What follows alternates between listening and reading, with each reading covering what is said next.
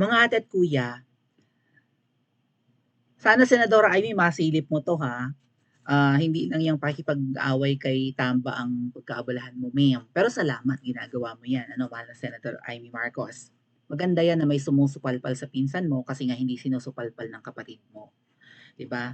Maganda na may pumupunang katulad mo, kaysa naman wala nang pumupuna at all. Kasi ang media ngayon wala, eh, wala kaming maasahan, 'di ba? The fourth state, the Philippine media, wala talagang silbi. Wala nang pumupuna ngayon samantalang nung panahon ng elections, eh, grabe balahurain ng pamilya niyo, 'di ba? Now, si Adora Amy, hindi ko alam, wala na rin kaming maasahan sa pinamumunuan ng pinsan mong 'yan dahil wala, eh. Parang yung 315 parang hawak lahat sa leeg or lahat sambalahat, I don't know. Wala na kaming maasahan sa lower house, mahal na senadora, na mag-iimbestiga sa tayaan ng numero. Kataka-taka talaga, mahal na senadora, although dapat maging happy ang lahat dito na linggo-linggo may nananalo, 'di ba? Walang may balak mag-imbestigang kongresista. Ngayon, part naman kayo ng Congress, ang Senate. Sana po, mahal na senadora, makarating sa inyo ang, 'di ba, ang mga nangyayaring itong kakaiba at kung sino man po ang ma-assign diyan sa gaming and whatnots ng Pilipinas, no? Gambling, whatever, ano ba 'yan?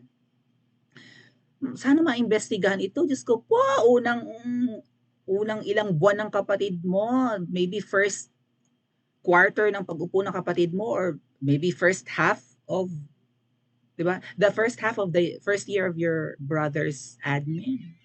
May nanalong 433 bettors. Ngayon puro lone bettor na lang.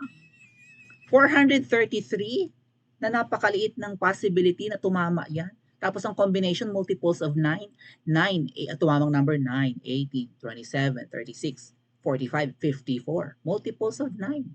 Parang inarrange ang numero eh. Although yung syempre nung lumabas yun, rumble, di ba? Hindi naman yung consecutive na gano'n, na multiples of 9. O baka nauna yung 27, tapos lumabas yung 45, di ba? Tapos lumabas yung 9, and then lumabas yung 54. Lumabas. But still, kapag inarrange mo yung mga lumabas na bola, multiples of 9. Tapos ang nanalo, 433. Mahal na senadora, wala pong mag-iimbestiga dito sa tayaan ng numero. Katakataka na linggo-linggo may nananalo. And laging Bulacan. Ang daing nananalo sa Bulacan. May kilala akong taga Bulacan, mga ate at kuya. Oh, may kilala akong taga Bulacan na nag-aaral sa malayo. Siya kaya yon yung lone bettor? Or kamag-anak niya, or tropa niya, or kakilala niya? Siyempre wala naman siyang masyadong connection, wala ngang masyadong kaibigan yan eh.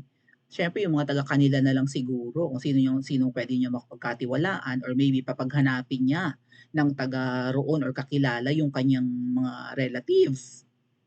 Ano tatawag siya, "Ay, Dade, manap nga kayo diyan ng pwede nating utusang ano, tumaya ng ganitong numero. Oh, wag ka mag-anak ha. Kakilala niyo lang. Tapos sabihin niyo ano, bibigyan niyo ng pera, tayaan lang 'to at i-claim na lang din." Maraming paraan pero laging Bulacan. Kataka-taka, parang gusto ko nang lumipat sa Bulacan, baka maswerte ang lupa doon eh. Baka may anting ang lupa, 'di ba? Lagi ako magyayapak doon, ma-absorb ko man lang. Tapos tataya ako sa tayaan ng numero. Eto mga ate at kuya, yung recent, kasi laging kine-question eh. Laging loan better, walang picture, 'di ba? Sino yung loan better na yan? Kasi sa ibang bansa, pag may tumatama sa loto, pinipicturan na kini-claim, 'di ba? Ay dito sa atin ang palusot, ay hindi kasi namin pinipicturan kasi syempre magiging delikado ang buhay niyan. Ibig sabihin delikado talagang mamuhay sa Pilipinas, mga ate at kuya, maraming hold-upper, maraming kriminal. Pinoprotektahan lang naman namin ang security ng mga tumatama kasi nga manganganib ang buhay nila. Maraming sanggano pala sa Pilipinas. Anong silbi ng gobyerno? Anong silbi ng mga kapulisan na yan? Kung katakot-takot pala ditong maging mayaman. Right? Oh, anyway, nag-ano na sila, nag-release na ang Philippine Charity Sweepstakes. Diyos ko, ako'y nangangambang pumuna din eh, baka magurgur tayo, ano? Ito po ay galing sa Philippine Charity Sweepstakes Office finally. Ayun yung number combination tinamaan. Ang alam ko po, kalahating bilyon yan, mga ate at kuya. Ang napanalo ng jackpot. Was it? Oh, Bulacan nga. Bulacan nga. According to PCSO, Bulacan better, babae ba 'yan? Mukhang babae. Bulacan Better claims 43 billion lang, maliit. Pero may tumama na po ng 640 million, halagpas kalahating bilyon yon. 642 jackpot, a better from San Jose del Monte, Bulacan. Diyos ko, tumira ako dito mga ate at kuya. Nagtrabaho ako dyan sa San Jose del Monte. Nagtrabaho rin ako sa Sapampalay, medyo malayo-layo. Malapit-lapit na ito sa Lagro, Fairview, right? Siguro mga 10 minutes, 20 minutes na lang. Sa QC. San Jose del Monte, bungad-bungad pa to eh. Lagpas lang ito ng Caloocan. May nadadaanan yata akong Caloocan dati, matagal na yun eh. Anyway, tumama ng 43 ang Lone Betor or Betor, Bulacan Betor. 47 years old housewife kinemilatik. So siya yan. Parang may mali daw sa pic, hindi man lang inayos ng nag-edit. Ano kaya yung mali? Open ko nga. Zoom natin, anong mali?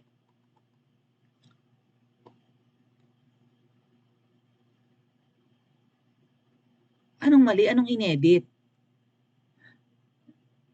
So sabi, ang picture daw na ito ay parang edited. Maybe yung damit, pantalon parang dinikit.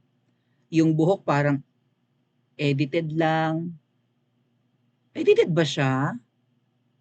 Yung kulay ng leeg, hiwalay sa ibang parts ng leeg. I don't know kung anong ibig sabihin nung nag-post. Parang hindi man lang daw inayos yung edit ng taong tumanggap ng... So hindi siya totoong tao, ano ba? Or maybe tinakpan lang talaga yung mukha niya or whatever. Ano po sabi dito ng mga... Ano daw? Halata naman na, si ating na insert lang. Kaya kunwari na di na lang halata. Hindi ko na gets kung sino ang nanalo. O baka daw si Senyora ang nanalo. Si Senyora yung sikat na vlogger. Yung maldita. Miski si Senyora pumupuna. Sandali ha. Sabi po si Senyora. May po si Senyora eh. Ay wala. Si Senyora pumupuna na rin yun. But anyway, dun sa picture, may nakita kayo? Bukod sa mukhang I don't think na na edited yung babae or nilagay lang dun sa picture. I think totoo naman siya. Kung ano man ang inedit sa kanya, buhok, face mask, sunglass, sombrero, hindi ko na alam. Hindi lang talaga maganda yung quality ng picture. Maybe totoo yan, okay? Pero, teka lang. May ipapakita ko sa inyong may mali sa picture na ito. So, pumunta yung babae sa PCSO, right? Tapos ito, inabot nung taga PCSO malamang yung maybe nagpa-picture sila na hawak yung ticket or maybe check-in na yan ng 49 million, 43. Baka check-in na yung inabot, no? Kung hindi man yan yung ticket na tinayaan. Mamaya natin babalikan yan. So ito, may isang DDS nagtataka. Ayan, Bulacan Betor claims 43 million. Ayun nga siya, ito pa rin pala, pareho rin. Swerte ng mga taga Bulacan, makataya nga ng loto doon, Bekenemen. Pero bakit parang edited yung mukha hanggang leeg ng winner? Kasi iba nga yung kulay. Parang ipinatong. Pati yung buhok, baka mamaya nga edited lang. Hindi ko alam kung anong, basta parang kakaiba nga yung ito yung kulay ng buhok din eh. 'Di ba? So parang yun ang nahahalata ni Ate MJ at gusto niyang tumaya, pumunta ng Bulacan at doon tumaya, baka may anting doon ang ang lotto ticketing office, whatever. Kataka-taka, 'di ba? Sino pang pumuna? Ito na. Dito po katakataka mga ate at kuya. Okay. So naka-zoom yung picture. Happy New Year, Philippine Charity 6 Office. Bakit binabati ng Happy New Year? Lagpas na ng kalagitnaan ng January. Ito ang nahalata nung VOV-PH, Zoom nila. Ang calendar na nakalagay sa likod ay 2023 pa.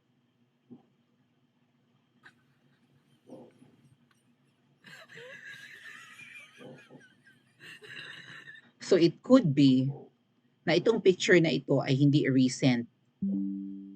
Na-disconnect tayo. Nadali. Na-disconnect. Okay na ba? Sabotahe? May na-disconnect tayo ng konti. Okay. It could be na hindi nagpalit ng calendar agad ang public office, government office yan. Or at least government-owned. 'Di ba GOCC? Ang PCSO, ano ba sila, lutang? Hindi sila proactive na magpalit ng calendar, lagi silang titingin diyan.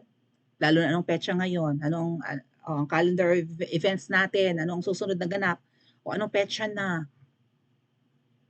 Ano sila, lutang, hindi nagpalit ng calendar? Wala silang calendar na 2024? Or ang picture na ito ay luma? Zoom nga natin doon sa unang picture. Kaya nga sabi nung isa dito nag-post, itong mate Ganitano, parang may mali, hindi inayos ang edit. Baka hindi inayos ang edit ng mukha ng loan better na babaita. And also, ayun, yung calendar nga atit kuya, nasa sulok, 2023.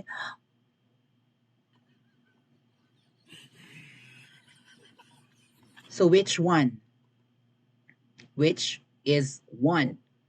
Sila ay lutang, tamad, hindi nagpapalit ng calendar, hindi iniintindi ang petsa. Thank you, Ate Aida. Or dati na itong picture. So, sino talaga ang nanalo? Baka kasi ang nangyari mga ate at kuya, nag-compile na sila ng pictures ng kung sino-sino. May possibility na gano'n, no? Na last year, nag-picture na sila ng picture ng kung sino-sino. Baka mamaya, empleyado yan sa loob. Sino ang tumama kung hindi ito ang totoong tumama? Baka last year's photo pa ito mga ate at kuya. Or mga bobo lang talaga ang nasa PCSO at hindi nila napansin na luma pa yung kalendaryo nila. 2023 pa sila nagpapalit. Nagpalit na ng taon, namimigay nga kayo ng calendar eh. Yung drugstore nga na binibilan namin, yung Mercury, at kung ano-ano pa mga drugstore, mga hardware nga, namimigay pa ng kalendaryo, kayo pa kayang nasa gobyerno? Irma Gerd? So is this a sign na hindi trustworthy ang tayaan na yan? Alam nyo, ang haba talaga ng pila. Yung mga Ensaymada vloggers na proud. Oh, sabi, talagang nakaka-amaze talaga ngayon. Sabi ng mga Ensaymada, nakaka-amaze ang haba ng pila ng mga tumatayang ngayon. Na-amaze kayo? Hindi kayo nagtataka mga Ensaymada kung bakit laging may nananalo? Diyos ko po. Andiyan din po ang pinagtataka ko sa mga tumatayang mga Pilipino kasi, di ba, malimit manalo ngayon, baka may chance tayo, laging may nananalo. Nagsasayang kayo ng pera. Baka mamaya, hindi naman kayo ang pinayayaman yan or yung mga tatama, baka iba ang tumama eh. From the looks of it, parang questionable. Hindi yung edited na mukha, leeg or buhok nung kunwari ay better from Bulacan, kundi yung kalendaryong nasa sulok, kini-question mga ate at kuya, what's going on? Mahal na Senadora Amy, hindi ba nakakarating sa inyo to? Sobra bang dami nyo ng trabaho? At kung questionable yan, isn't it a form of corruption? Paki-comment nga po mga ate at kuya sa comment section at mag-like and subscribe din po kayo.